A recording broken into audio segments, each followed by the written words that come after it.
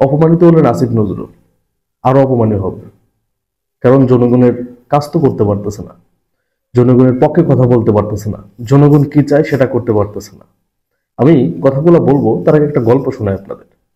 আপনারা তো অনেকে জানেন আমি দুবাইতে ছিলাম।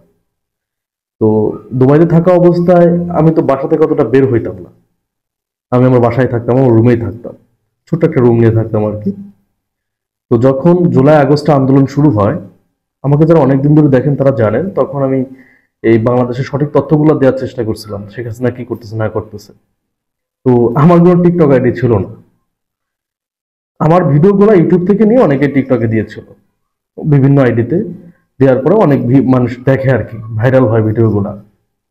আমি একদিন বাসার নিচে নামি। তো নামার পরে আমার একটা বড় ভাই, ফরিদ ভাই নাম করে একটা লোক, ফরিদ নাম করে একটা লোক আমাকে বলে, বরহান ভাই আপনি তো বিপদে পড়বে। আমি বললাম কেন?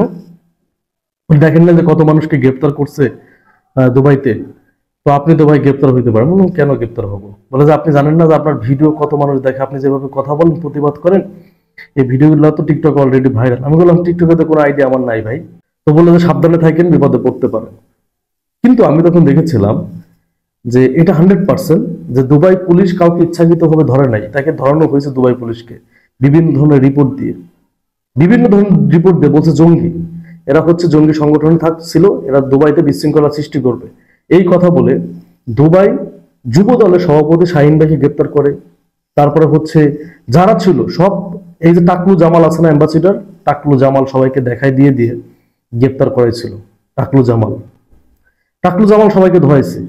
এবং আমি একটা ভাইয়ের একটা সুপার মার্কেট ছিল, ওই মার্কেটে একটু ফেসবুকের কাজটা করে দিতাম, মানে অ্যাডের কাজটা করে দিতাম। উনিও পালাইছিল, উনিও বিএনপি করে, সোহেল ভাই, উনি দেখা গেলো অনেক প্রোগ্রাম হলে উনি ওইখানে সভাপতিত্ব করে। তো সোহেল ভাই পালাইছিল। কেন পালাইছে? কারণ যারা বিএনপি করতো সবাই লিস্ট ডিরেক্ট দিয়েছিল, পুলিশের হাতে জমা দিয়েছিল অ্যাম্বাসিডার জামাল। এবং দুবাইতে একটা প্রোগ্রাম ছিল, একটা শপ উদ্বোধন ছিল, একটা পারফিউমের দোকানে একটা উদ্বোধন ছিল। তো ওইখানে আমি গিয়েছিলাম, দুবাইয়ের জনপ্রিয় টিকটকার রাকিব, রাকিব হোসেন, রাকিবের সাথে আমি গিয়েছিলাম। রাকিবের সাথে যাওয়ার পর দেখলাম ওইখানে জামাল ছিল অ্যাম্বাসিডার, এবং জাফর, জাফর ইকবাল না কি নাম, উনি ছিল। দুইজনের এখানে দেখলাম বঙ্গবন্ধুর ছবি, নৌকার ছবি, বুঝলেন? তারা রাষ্ট্রদূত, তাদের এখানে নৌকার ছবি, ইসের ছবি। এরা প্ল্যান করে করে সবাইকে ধরাইছে, প্ল্যান করে করে। কষ্টের বিষয় হচ্ছে এই শাহিন ভাই, যার কোটি কোটি টাকার ব্যবসা ছিল, সাজাতে চশমার দোকান ছিল, সে ব্যবসা বাণিজ্য ফেলে রেখে তা যাইতে হয়েছে। এবং এই দেশে যতদিন জেলে ছিল, কোন কারাগারে ছিল কেউ জানতেও না, সন্ধান বের করতে পারে নাই। এই যে শত শত প্রবাসী যারা গেল, ব্যবসা বাণিজ্য সবকিছু নিঃস্ব হয়ে চলে গেল, কার জন্য? অ্যাম্বাসিডার জামালের জন্য। জামালের বিরুদ্ধে কোনো অ্যাকশন নিতে পারছে?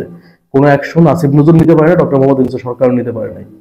প্রবাসীরা অপমানি করবে না তো আদর করবে? তারপর যত ইচ্ছা চিল্লাচিল্লি করেন, আপনারা আমার কথা শোনেন। আমি আমি বুঝতে পেরেছি আপনাদের ক্ষোভের। হ্যাঁ, প্রবাসীরা আদর করবে? নিঃস্ব করে চলে গেছে, এরা দেশের জন্য কথা বলছিল। হ্যাঁ, সাধারণ জনগণ বাংলাদেশে পাখির মতো শেখ হাসিনা মানুষ মারতেছে গুলি করে, এইটার বিরুদ্ধে প্রতিবাদ করছিল। পুলিশ পরকাল দিয়ে প্রতিবাদ করলো, তখন কেউ কাউকে ধরলো না। পরবর্তীতে শেখ হাসিনার ইন্ধনে, জামালের ইন্ধনে অনেককে গ্রেপ্তার করলো। এইটার কোনো অ্যাকশন কি আসিফ নজরুল নিতে পারছে আজ পর্যন্ত? জামাল জামাল কিভাবে এখনো দুবাইতে থাকে?